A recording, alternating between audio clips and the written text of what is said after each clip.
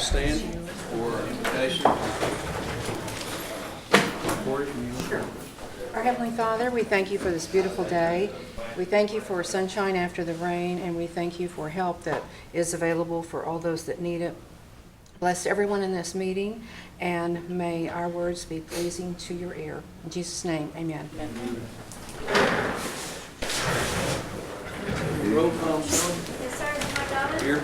Bill England. Honey. Steve Austin. Here. Harley Buzzer. Sean Crittenden. Here. Brandon Duncan. Honey. Rex Jordan. Here. Mary Baker Shaw. Ani. E.O. Smith. Here. Denise Taylor. Here. Victoria Douglas. Ani? Brian Warner. Honey. Very good, thank you, Shelley.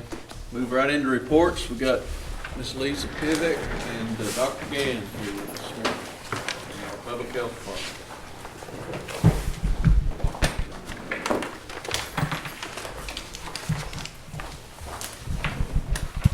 Good morning. Can you hear me okay? Thank you. Before you do have executive highlights from the public health report that I want to review today with you. Have a couple of things to visit about, and then you have another document that outlines the process for the assessment that we've been discussing in our subgroup. So I'll take questions on those when I finish my report.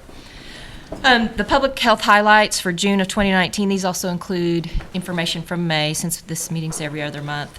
The public health staff, we do sit for reaccreditation in 2021 for the Public Health Accreditation Board, and we are in the process of preparing all the prerequisites for that, the documents that have to be ready before that time, and most of them take quite a bit of time. We finished the strategic plan in January, and now we're working on the tribal health assessment, which should be completed in December. Then we'll start the Tribal Health Improvement Plan. We're continually in the process of updating all of our documentation, our policies, so that they're in compliance with FAB standards and measures. We have to do a Performance Management Quality Improvement Plan, which will be started in January of 2020, and Workforce Development Plan at the same time, so that we have all our prereq documents done. I'm going to let Dr. Gann take a couple of these under the surveillance and let him talk about what's been going on in the surveillance department before I go back to my report. Sure. Our tribal health assessment is something you do routinely that kind of informs our improvement plan and our long-term strategic plan. There's some, we have a good handle on a lot of the quantitative data, right? Heart disease rates, cancer rates, some of the causes of illness and disability, health behaviors. But there's some new research out on what the definition of indigenous health really is. And so we're digging into that, working with our partners at OSU and OU. A lot of research coming out of Canada and their government's work with their indigenous peoples. So we're really excited about this, trying to help Cherokee Nation and the people define what a healthy community is, not just what a healthy person is. And that's going to be really some groundbreaking research because it hasn't been done yet. It's never been accomplished. So we're looking forward to that. Dr. Comerford, working with the state and with CDC, has completed this year's Youth Risk Behavior Survey. You've seen some of the data before. We surveyed 18 schools, and for the first time in a decade, all 18 schools participated. It's voluntary on their part. It's a random sample selected by CDC. We don't select the schools. And we get information on bullying and seatbelt use and drugs and alcohol. And it gives us a good insight into the high school kids in Cherokee Nation. So that report should be out in 6-8 weeks or so. CDC does all the analysis, and it's scientifically, it's a very, very good survey. It's very strictly administered and good protocols. That'll be coming out soon. We did finally finish the Cherokee Nation Health Survey, which we surveyed 4,100 Cherokee adults. And it's a lot like the adult tobacco survey and the behavioral risk factor surveillance system that the state and CDC does. So it's information on a lot of health behaviors and smoking. It'll be the most accurate data about the Cherokee people that we've ever had. OU, the experts there are doing the analysis for us, and we'll have that report out for you soon. They haven't given us a date when their report will be out. And that data will be available down to the county level. So it's a really, really good survey. We're looking forward to that.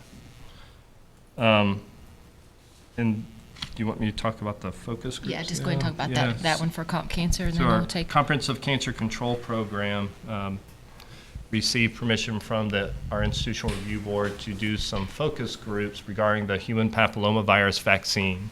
The HPV vaccine is known to prevent cancer and other diseases that affect men and women. Our vaccine uptake rates are a little low, and so we've been partnering with the American Cancer Society and the Stevenson Cancer Center in Oklahoma City to improve those rates. We have a pilot project that's ongoing at the Wilma P. Mankiller Clinic in Stillwell, and those rates are going up. So we're also looking at breast and cervical cancer screening throughout Cherokee Nation. So that's kind of a capacity we're in the process of developing, is to perform these focus groups. It's not a simple sit down and talk with people. There's a method to it, and collecting and analyzing qualitative data is a little new for us. So we've partnered with the experts in the state to help us learn how to do that ourselves. We're really excited about that as well. Okay, thank you, Dave. Yep. We've been doing a lot of policy work, our program, at the national level. Last month, I attended a Senate Committee on Indian Affairs Public Health Roundtable that I was invited to sit on a panel of 9. There were 9 participants, and only 2 tribal governments were represented. The rest were tribal organizations. We didn't present anything, we fielded actual questions from Congress men and women, Senator John Hoeven, Catherine Cortez Masto, and Tina Smith, and staffers for Senator Tom Udall asked us specific questions, and some of the senators it was very refreshing because they said, we want to talk to the 2 tribes. We want to hear directly from them because they're the ones that are impacted. They're the ones that need to tell us, not the federal agencies or the tribal organizations. So that was a great opportunity to talk about public health infrastructure, what that means, the trust responsibility for health that goes beyond healthcare delivery, goes into the health of our communities. And after that meeting, I was asked to come back, and actually after I leave here today, I'm leaving for the airport to go to the National Indian Health Board Executive Committee meeting, which will be held tomorrow through Thursday. And in that committee, I've been asked to speak to that executive committee about public health infrastructure and what tribes can do to improve that and what we need to do at the federal level. They also have 3 congresspersons there for that tomorrow, or I think, yes, it's tomorrow morning. There'll be 3 that will be there to speak to us individually, so I'll have an opportunity to speak to them about the same things that I spoke to the group a couple of weeks ago about, and then on Thursday we'll be making visits. I will be shadowing them on their visits to the congressional offices in support of public health. And I'm trying to emphasize a public health versus a program-funded approach. And in that Senate roundtable, we talked a lot about how programs are piecemealed and funded in Indian country. So you fund a diabetes program, then you fund a cancer program, and then you fund this program and that program. And sometimes all of those programs don't necessarily talk to each other at the federal level or the tribal level sometimes. And then the overhead for each of them maybe takes some of the cost away that could be given out to our communities. So the approach that we are supporting is a systems approach, which gives us the funding to figure out what we need to do for our communities, integrate our programs, and deliver the services in a way that we determine works for us. And they asked a lot of questions in the roundtable about emergency management, which I thought was interesting and very positive. They asked some of the federal agencies why the tribes did not receive direct funding to prepare for emergencies, because we are not eligible for those right now, and they were asked to provide a reason why we were not eligible. So I think we'll see some things coming up forward. And my work will be to help inform what they need to do at a congressional level to make those things happen through federal agencies, what kind of language needs to go into things, what would be the best steps to make that happen. So I'm happy and honored to do that. And when I finish, I'll take any questions about that. We've submitted 2 new grant applications and multiple continuing applications over the last 2 months. The WIC caseload for May was 6,030. We have 2 open positions in WIC, and we're looking to increase that participation in our WIC caseload. We are working still with the Lynn Institute on the deep dive in Stillwell based on the life expectancy study. We're getting close to finishing that. They did 40 key informant interviews, which this is looking at decision makers in the community and doing extensive sit-down interviews with those persons to gather information. At the Strawberry Festival, they had plans to do a lot more, but the rain kind of hampered a little bit of that. However, they did do 90-plus surveys to the community that they were voluntary to come up. We also have an online survey that's still going on via social media to collect additional data. The county comparison data is done, and the history and inventory of community assets has been completed. We expect a final draft report to us from the Lynn Institute in July, and we will vet that through everyone, and when it's available to be distributed, we will bring that forward, and we're hoping that will be July or August. And hopefully that report should have recommendations, it should have some moving forwards, and it has a response to the actual life expectancy study as well included in it. So, we are also working with a group called Seven Directions. It's the only Indigenous public health institute in the world, actually, to deliver public health and healthcare delivery integration model that we've been working on. Health system transformation journey, and we delivered that to 13 organizations in May in conjunction with the Southern Plains Tribal Health Epidemiology Center. The public health educators are still working very hard in their communities. They have, our Wings Club has 8,367 active members. After someone isn't active for a period of time, we take them out of the database. So this represents people that have been attending at least one race in the last, I believe, couple of years. We have 11 walking and running clubs in various locations that are going on in depending on what the communities want or need. That also includes our traditional practices, events, stickball and marbles games, and presentations. In looking through the educators' plans, I know that they have at least one traditional activity planned per quarter to offer in communities. Smoking cessation is ongoing, and we have a couple of the applications that we turned in over the last month have been towards smoking cessation and making that referral to smoking cessation resources easier for patients and community members.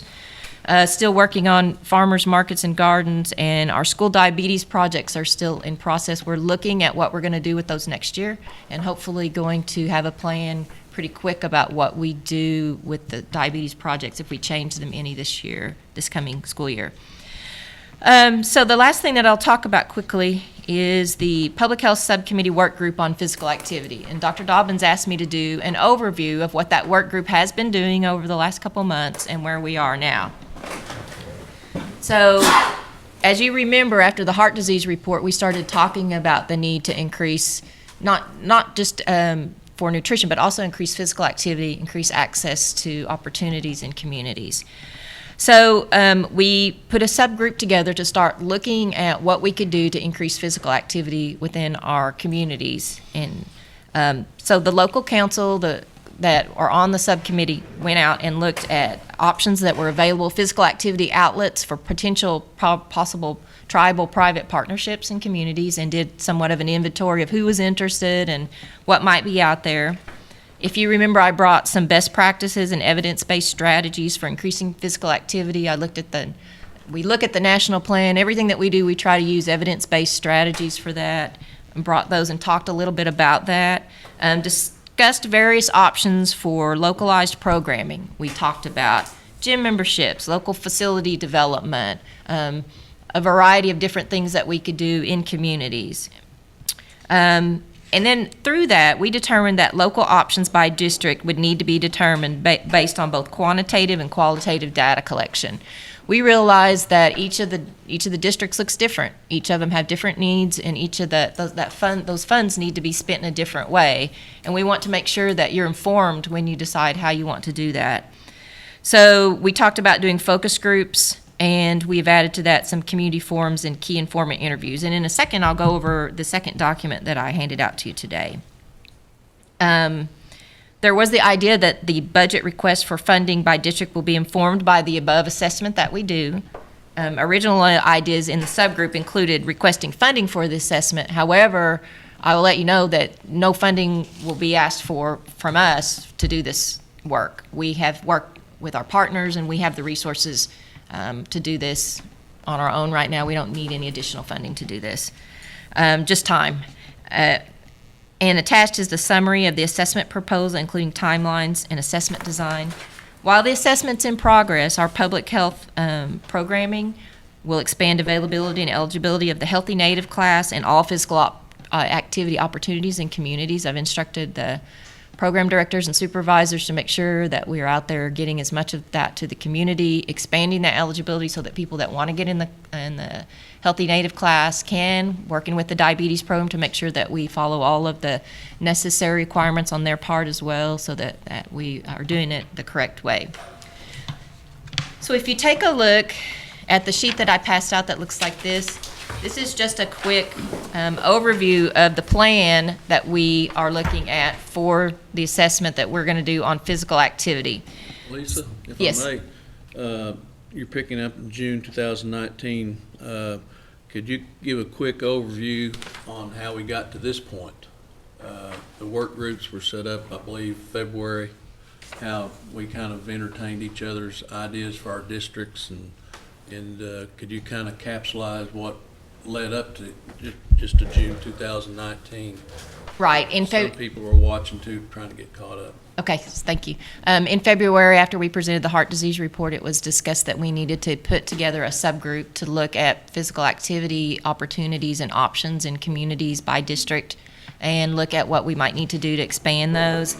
And as I mentioned earlier, the group of folks that came together were represented by several tribal council persons who went out, looked in their district, talked to private partners, looked at private partnerships, public partnerships, looked at what was available. And we did discuss some of those in that group, the various options about what might be available. We talked to the director of the Male Seminary Recreation Center, if you remember. She came in and talked about some of the work that they do and what makes that particular facility work. We talked to a community member from Adair County that joined us for a meeting with Councilor Crittenden about some options for recreation centers in that area. And that's when, after we discussed, we talked about those local options of potentially those public, tribal, private partnerships, funding individual fitness memberships. We talked about local facility development. And that's after talking about all of those things and bringing information together, we decided that we needed to inform those decisions that we make by district. And that is how we got to the point of doing an in-depth assessment of community perceptions, attitudes, and beliefs about physical activity, what they would do, what they see as options, what they would like to do, and help us figure out what's feasible. So in that subgroup, then it was turned back over to us to work with our partners, our external partners.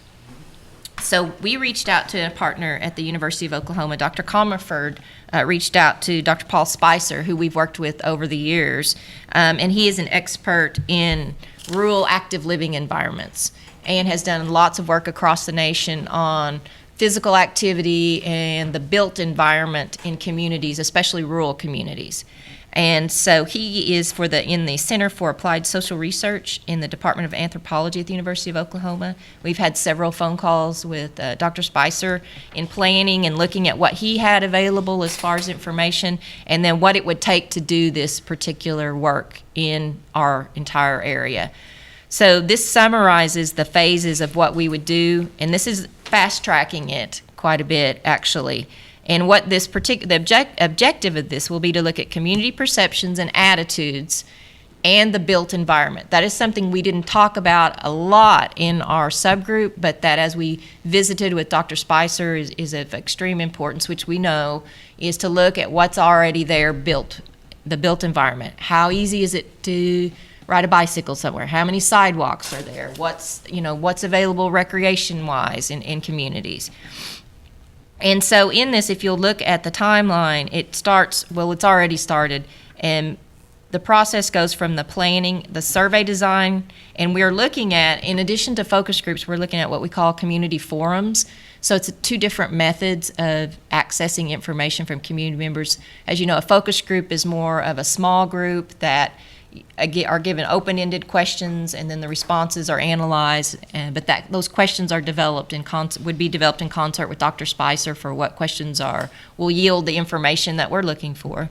Also, community forums, and these are forums in which different questions are posed, and community members have little clickers, and they're able to vote on things during the meeting. They're not necessarily just open forums, but they're forums in which we can ask questions, and then maybe persons that don't like to go to focus groups or they don't want to speak up can actually answer questions in a different way.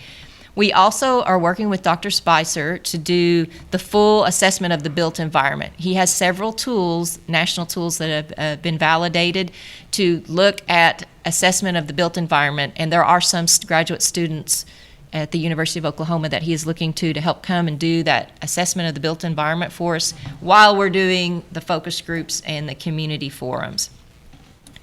So what that requires is that we will get the actual survey design together. And when I say the survey design, that is the proposal that will be submitted to the Cherokee Nation Institutional Review Board. That's usually a lengthy document of about anywhere from 15 to 25 pages.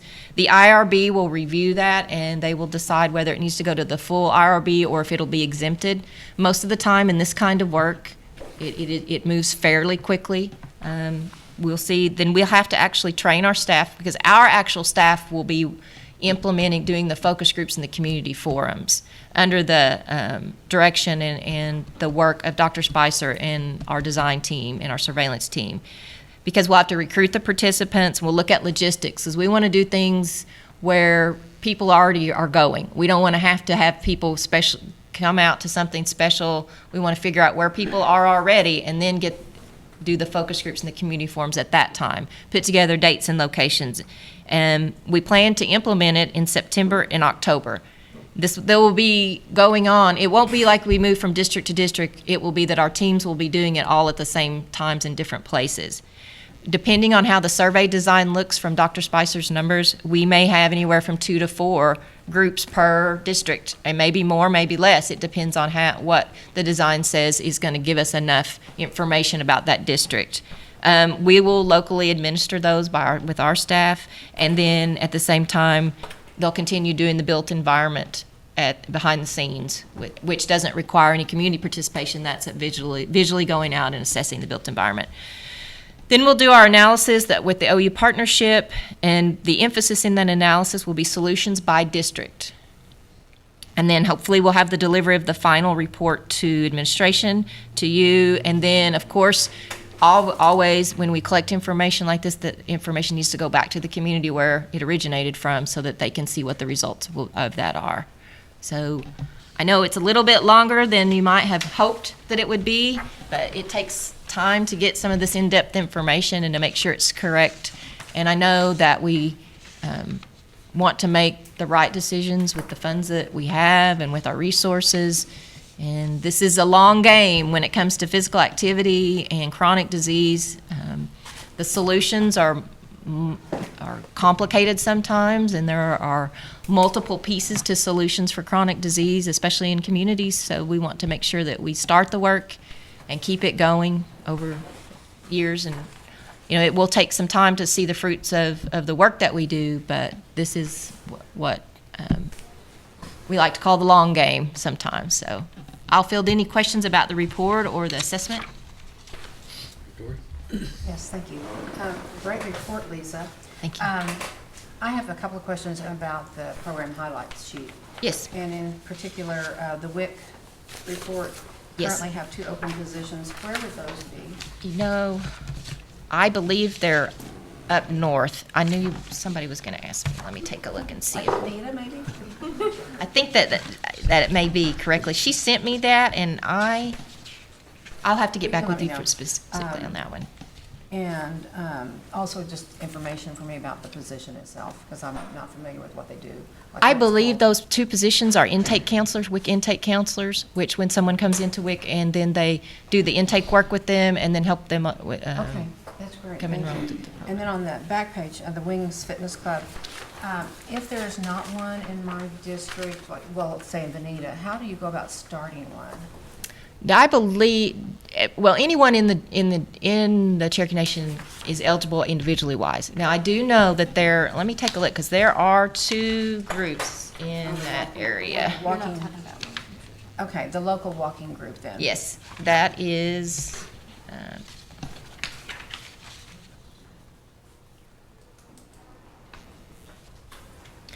for the information that I have is it's the Veneta Wellness staff doing walking groups with employees and other folks that come in through the Veneta Wellness Center. So that's I think our programs vary a little bit in the Veneta area because the Wellness Center does some of that work and they're not within the public health programming. Okay. They're within the clinic programming. But we do work in concert with them and we can make sure that we check into Okay. taking a look at that. Thank you. Thank you, Chair. Mary? The report's amazing. Thank you for all your work and time in putting it together. I have a question on the Comprehensive Cancer Control Project.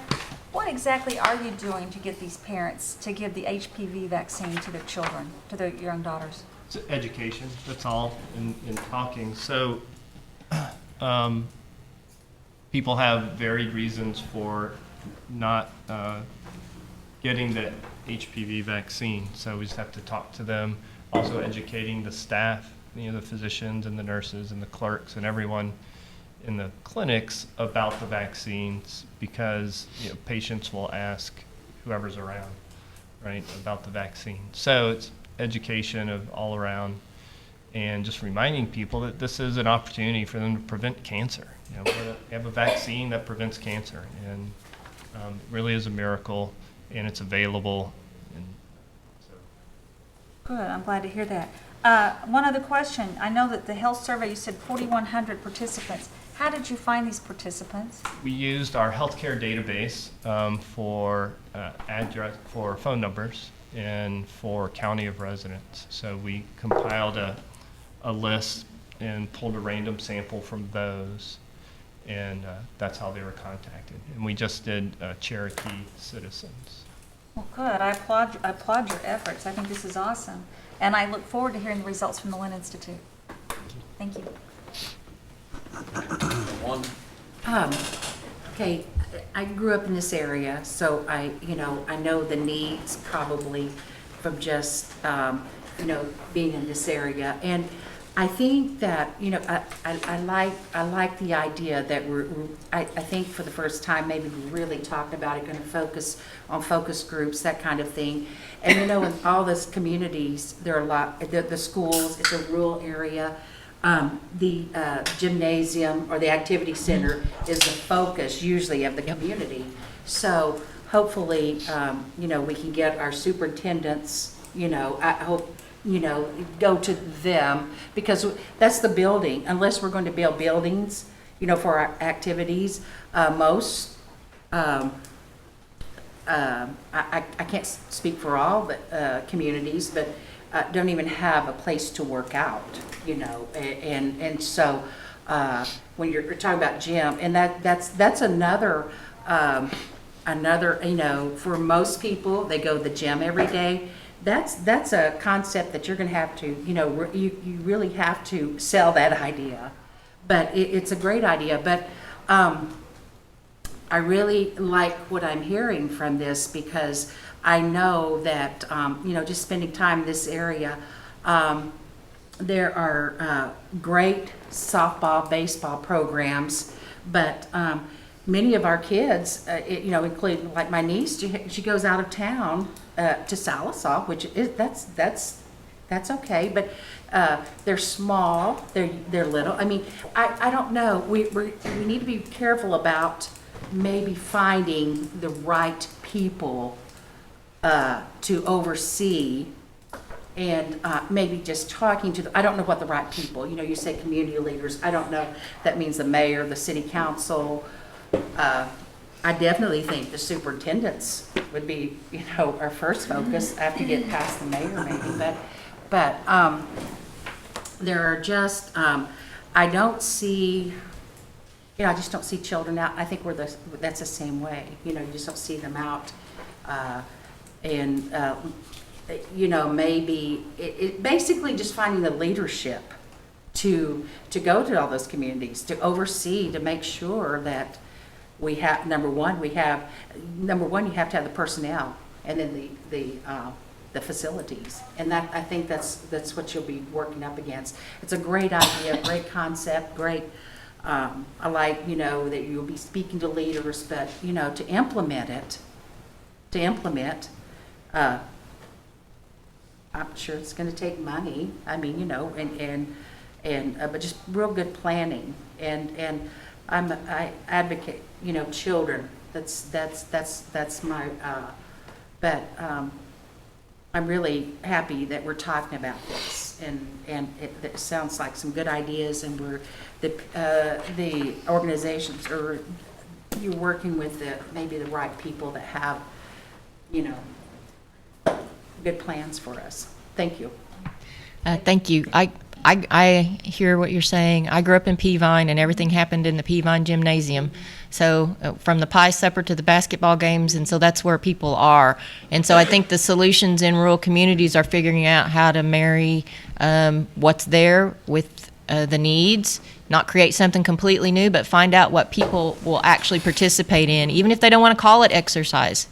Recreation is a great term. That's exercise in my mind, playing basketball, doing things in communities, being out playing on the playground, being safe to go outside. So I completely hear, and we're going to do our best to try to find the right people in each community to talk to and make sure that everyone who wants to be heard is heard. So. But I mean, I don't know if like counselors have heard this too from, and like I say, I have to basically base my information probably from Adair County the most, because the majority of my family live there. But, the first thing they say is there's nothing to do here. And I have to agree. Right. I mean, there's not, and I don't know it's not like we can lay blame on anybody, but, you have to have a plan to, the theater isn't even open, Right. And so you're basically depending on children to entertain themselves. Yeah. Pretty much.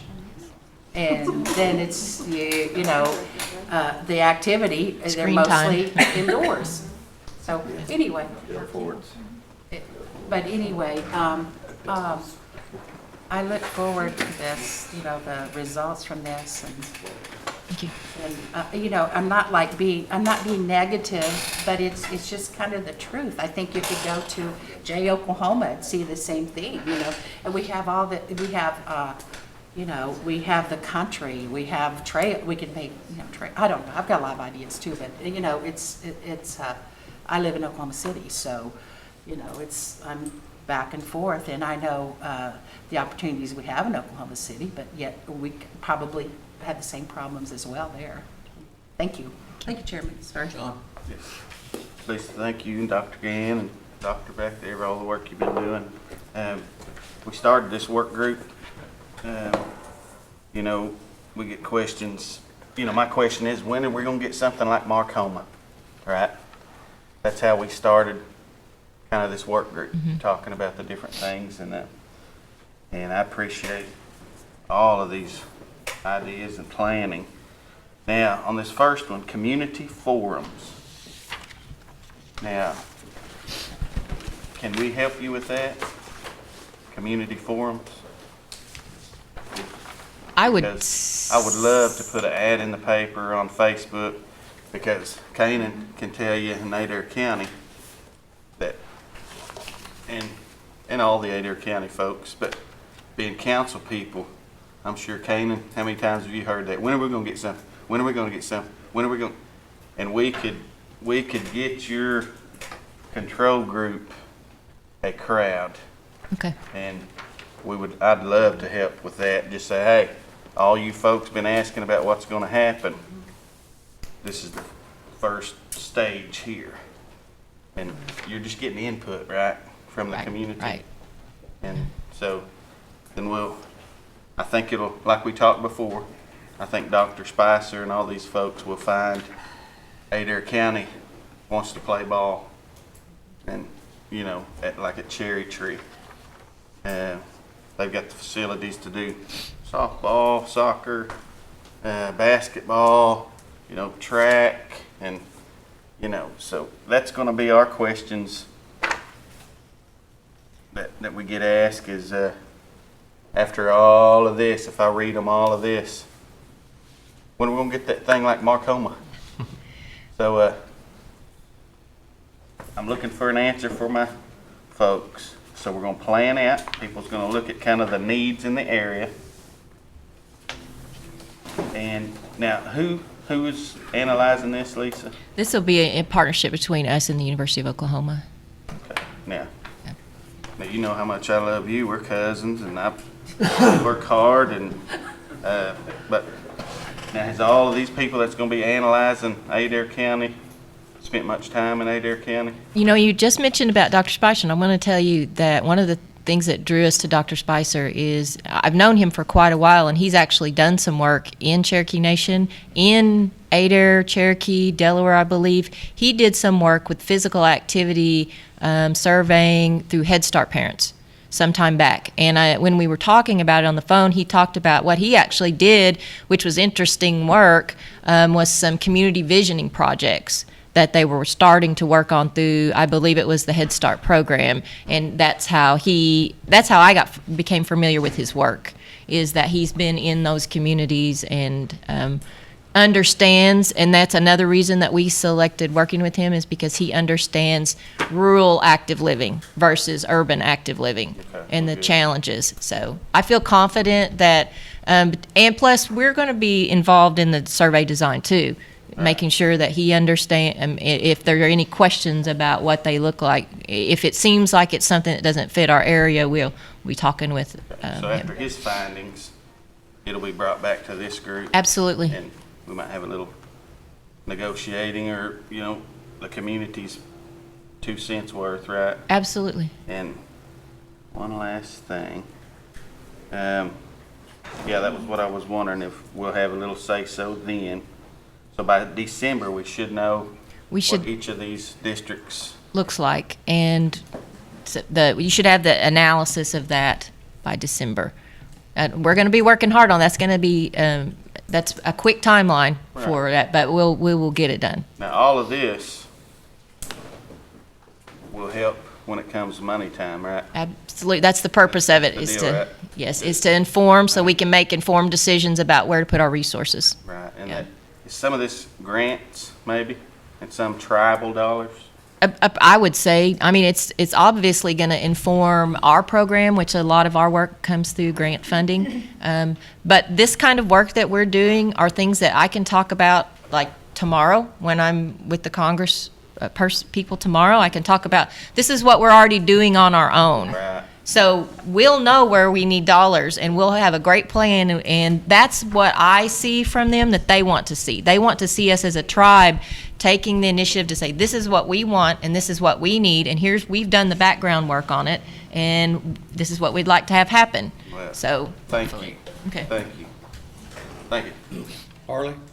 Yes, I was going to ask the doctor, on the cancer, what age should a person have the vaccination? We start at age 12.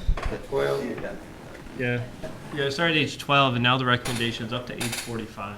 Okay, and then I wonder what the success rate is on that. Do we have any analysis on that? Well, we know that because the HPV vaccine has been around for a while, that is decreasing cancer rates and the abnormal pap smear rates. And abnormal pap smear leads a woman down a path of very expensive and not too pleasant testing and more follow-up paps and all that. So it's not just preventing the cancer, it's preventing a lot of the precancerous issues. And I know it'd be kind of hard to make analysis of it, but still, it's like a good vaccine.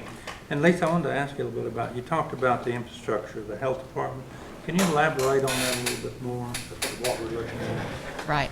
So if you think about the health departments across the country, whether you're thinking about a state health department, a county health department, a city county, you see that they have an infrastructure of people that are doing kind of somewhat of the work that we're doing at all times, and they've been funded like that through their local governments, their state governments, and through the federal government for many, many years, 50 or more. I would say. We have just started our own tribal public health to do our own work because, as you know, a lot of the analysis and a lot of the work that goes on, Indigenous people are left out of that sample. They're left out of that, the solutions and their voices are left out. And we also feel like we have the responsibility of the health of the persons living in our communities. And part of that can't be solved in the walls of the clinic. It has to be solved outside of the walls of the clinic, some of it, and that work requires some of the background, such as epidemiologists, statisticians, people doing emergency preparedness, persons focusing on a variety of infrastructure issues.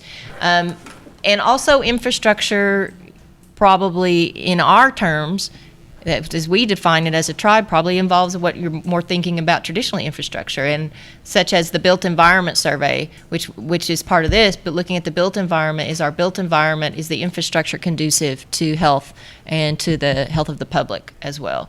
But these are, you see states and counties have been addressing things from a system issue for a while better than tribes have been, and that's because they have been traditionally funded for many, many years. And tribes have never been funded directly for public health. This is first, so. Thank you. Thank you. Thanks, Doc. Brian? Yes, sir. Thank you, Doc. First of all, great report. Thank you. You guys, I think you're the A-team for everything that we do. Lisa, if you could, I've getting with you guys quite a bit and stuff. Can you explain what a tribal epidemiology center is for everybody sitting here, and then give us some of the pros and cons of how they direct their funding, from the past to the present, and what we want to see kind of in the future, and how it affects the Cherokee Nation versus other tribes?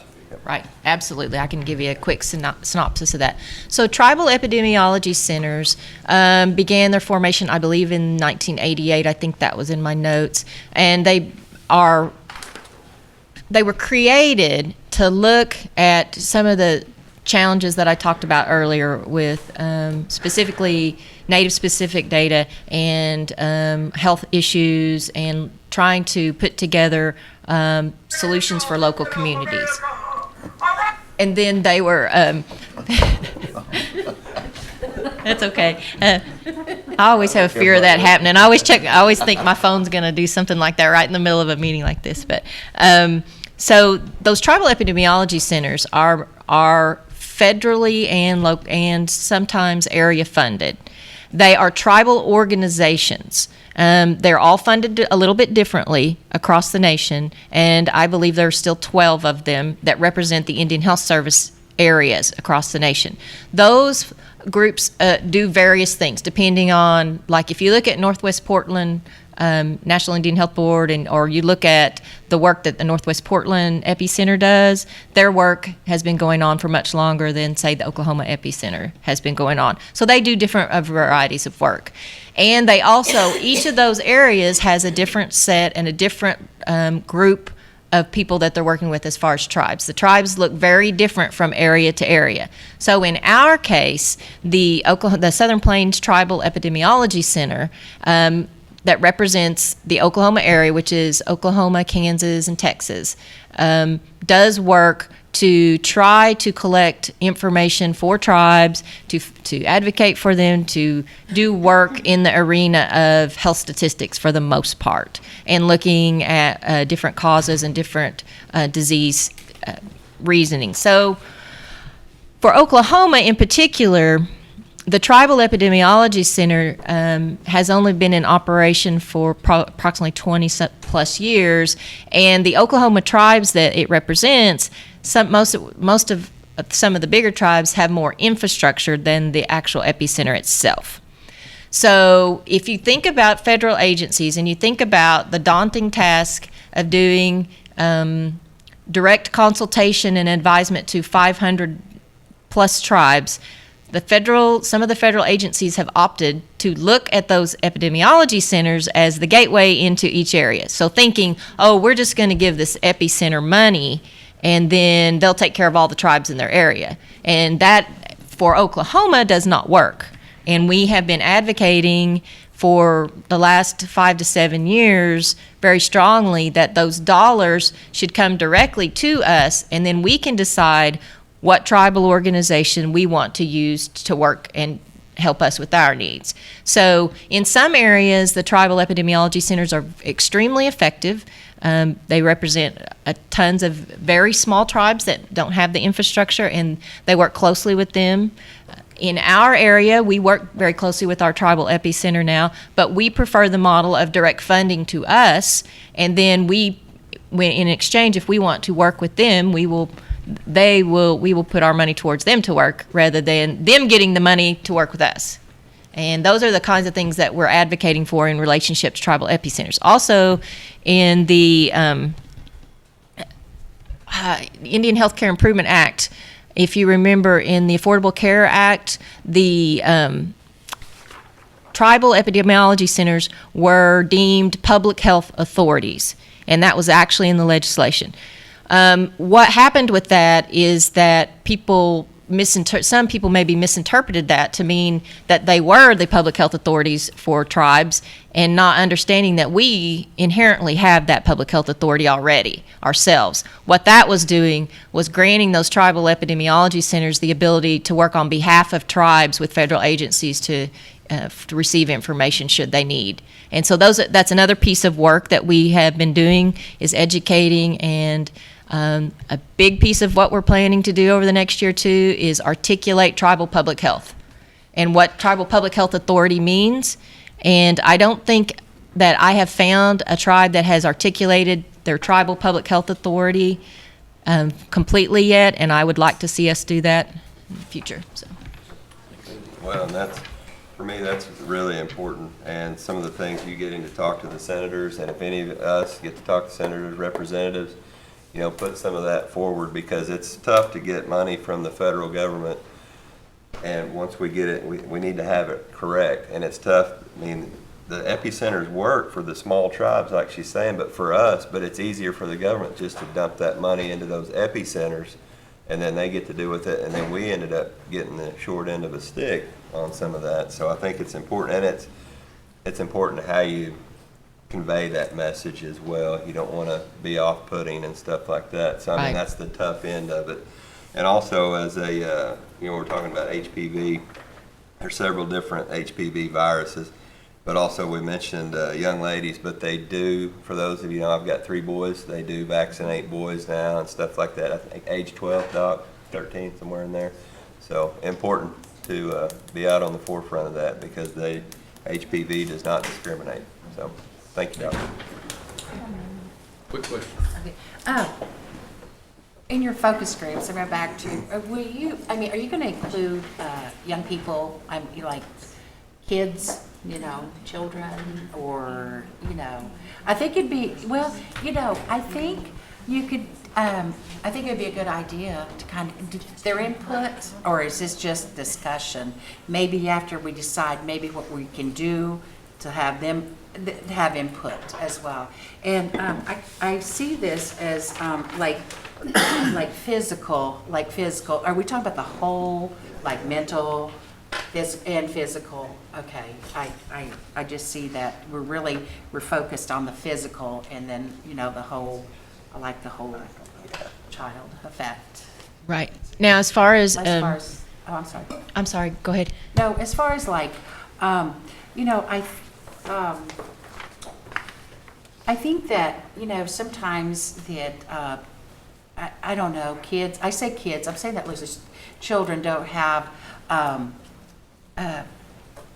don't know, I just foresee, like, maybe with this too, letting them have their own groups to meet, that's the teenage years, that's the most difficult part of your life almost. And, sometimes they don't have, or maybe they're afraid to speak out. But I think that would be good, maybe just, sneak that in there someplace where they could have maybe some groups. It's just a suggestion, and I know I'm probably way off, but.